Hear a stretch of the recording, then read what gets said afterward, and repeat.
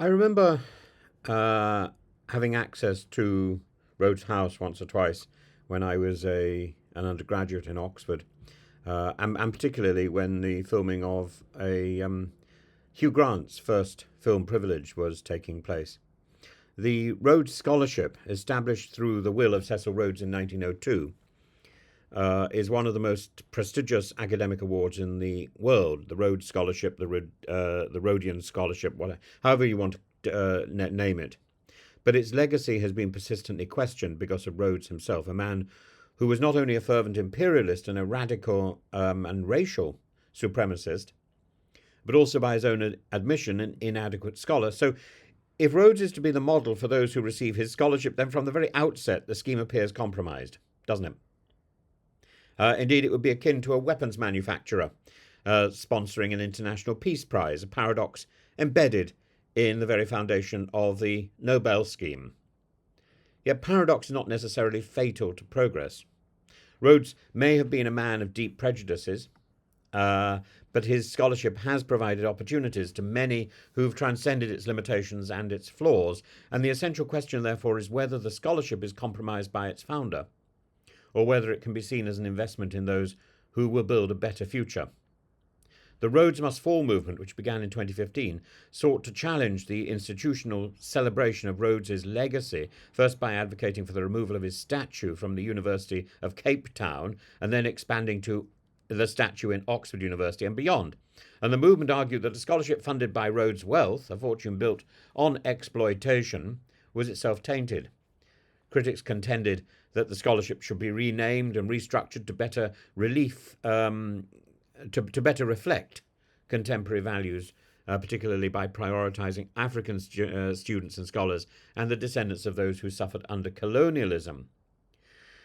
This challenge raises profound ethical concerns. Can financial reparation exist without moral reparation? Should those who benefit from the scholarship acknowledge its origins, or does accepting it mean complicity? While some see accepting a Rhodes Scholarship while opposing its namesake as hypocrisy, others argue that it's precisely through the scholarship that Rhodes's legacy can be redefined. Cecil Rhodes himself was never an exceptional academic. His tenure at Oxford was unremarkable, and he admitted his own lack of scholarly prowess. The scholarship's foundation is therefore ironic. Rhodes' own mediocrity as a scholar undercuts the idea that he should be a role model for the best and the brightest to follow. His vision for the scholarship was not purely academic excellence, but the cultivation of leaders who would continue his imperialist dream. That the scholarship has evolved beyond this narrow vision is a testimony to the ability of institutions to redefine themselves already.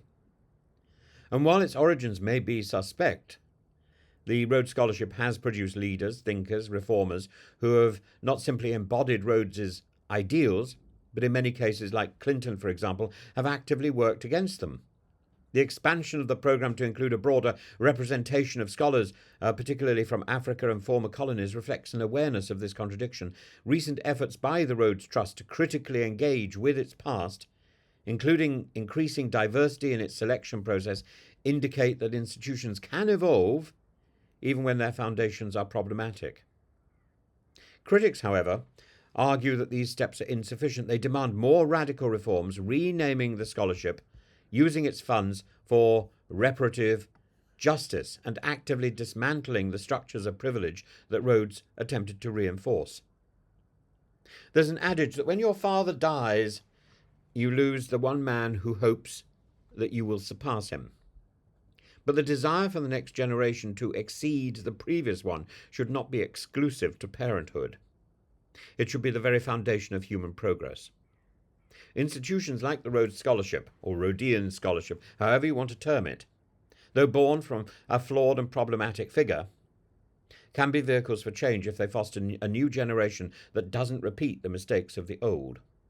And indeed, being funded by an individual who himself or herself is burdened with the privilege of a dodgy past, it itself sends a message to the future, doesn't it? Do not do this. Rather than discarding the scholarship entirely, rather than changing the name, it can be seen as an opportunity for recipients to reshape its purpose, never to forget. To take what was originally meant to uphold empire and use it to dismantle unjust systems. The fact that Rhodes himself failed to be a great scholar has not invalidated scholarship. Rather, it challenges those who hold it to prove that true scholarship is about intellectual and moral rigour, not just wealth and power.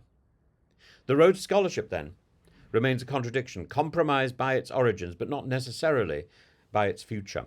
The challenge is to ensure that those who benefit from it do not serve Rhodes's legacy, but instead redefine it into something he himself could never have envisaged.